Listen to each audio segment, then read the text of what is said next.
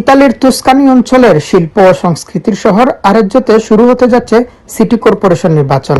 এই নির্বাচনে প্রথমবারের মতো কাউন্সিলর পদে প্রার্থী হয়েছেন বাংলাদেশি বংশোদ্ভূত ইতালিয়ান নাগরিক রাসেল আহমেদ। তিনি বাংলাদেশের ব্রাহ্মণবাড়িয়া জেলার কৃতি সন্তান হিসেবে প্রবাসী বাংলাদেশিদের মধ্যে সুপরিচিত। জানা গেছে আরেজ্জো শহরে মোট ভোটার সংখ্যা প্রায় ৭৬,০০০। প্রবাসী বাংলাদেশিদের মধ্যে বিশিষ্ট ব্যবসায়ী হিসেবে পরিচিত রাসেল আহমেদ দীর্ঘ প্রায় ৩ দশক ধরে ইতালিতে বসবাস করছেন।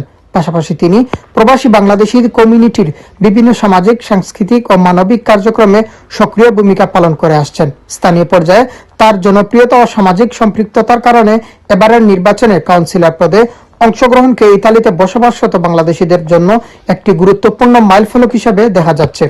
বর্তমান সরকার দলীয় জোট ফরজা ইতালিয়া দল থেকে কাউন্সিলর প্রার্থী রাসেল আহমেদ বলেন, আমি ব্যক্তি রাসেল হিসেবে নয়, একজন বাংলাদেশি রাসেল হিসেবে দীর্ঘদিন ধরে প্রবাসী বাংলাদেশিদের পাশে থেকে কাজ করছি।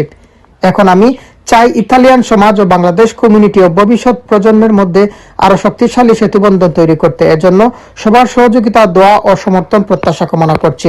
তিনি আগামী ২৪ ও ২৫ মে অনুষ্ঠিতব্য নির্বাচনে বাংলাদেশ কমিউনিটির পাশাপাশি ইতালিয়ান ভোটারদের কাছে দোয়া ও সমর্থন প্রত্যাশা কামনা করেন। আমি ২০১২ সাল থেকে এই ব্যবসা প্রতিষ্ঠানটি শুরু করি।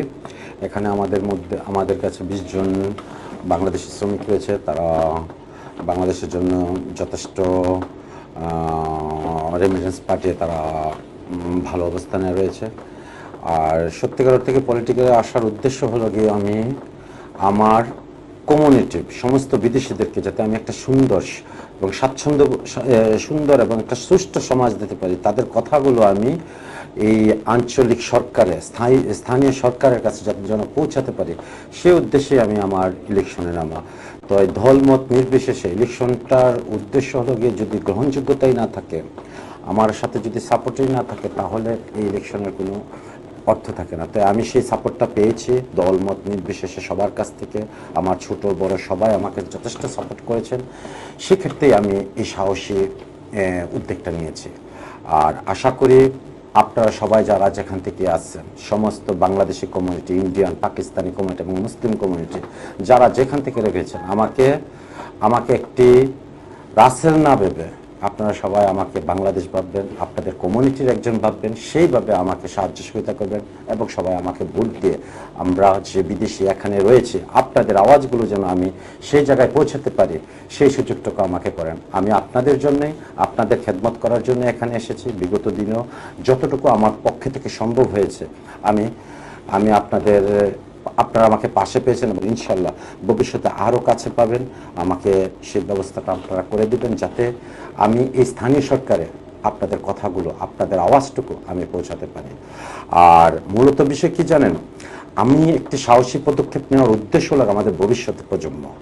আজকে যদি প্রথম বাঙালি হিসেবে, প্রথম বিদেশি হিসাবে এখানে এই সাহসী উদ্যোগটা না নিতাম, তাহলে আমাদের ভবিষ্যৎ প্রজন্ম আরও পিছিয়ে পড়তো। তাই আজকে আমি এটা করেছি। কালকে আমার চাইতে ভালো আমাদের যে নতুন জেনারেশন রয়েছে, তারা আমার চাইতে ভালো ট্যালেন্ট, ভালো কিছু করবে এবং তারা এই সাহসটুকু করে এই পদক্ষেপটা সবসময় তারা এগিয়ে নেবে। প্রবাসী বাংলাদেশিরা মনে করছেন রাসেল আহমেদ অবশ্যই বিজয়ী হয়ে প্রবাসী বাংলাদেশকে উজ্জ্বল করবেন। আমরা দীর্ঘ প্রায় 25 থেকে 30 বছর পরে আমাদের একজন বাংলাদেশি আমাদের রাসেল ভাই প্রতিনিধিত্ব করবে। আমাদের আরএসইউ বাংলাদেশের সবার পক্ষ থেকে উনি নির্বাচনে অংশগ্রহণ করেছেন এবং উনি প্রতিটা ক্ষেত্রে বাংলাদেশিদের পাশে উনি যথেষ্ট ওনার অবদান। উনি যে কোনো কার্যক্রমে, উনি যে কোনো লোকের পাশে, উনি যখন ওনাকে ডাক দেওয়া হয় উনি তাৎক্ষণিকভাবে উনি সবার সাহায্যের জন্য উনি এগিয়ে আসেন। আমরা চাই আমাদের বাংলাদেশি রাসেল ভাইকে ভেবে, ব্যক্তি রাসেলকে না ভেবে, বাংলাদেশি রাসেল ভাই ভেবে ওনাকে সবাই আমরা যে জয়যুক্ত করতে পারি। তার এই অংশগ্রহণ শুধু ব্যক্তিগত অর্জন নয়, বরং ইতালির মূলধারার রাজনীতিতে বাংলাদেশিদের ক্রমবর্ধমান অংশগ্রহণের একটি ইতিবাচক উদাহরণ হয়ে থাকবে বলে মনে করছেন প্রবাসীরা। ইতালি থেকে মিনহাজ হোসেন,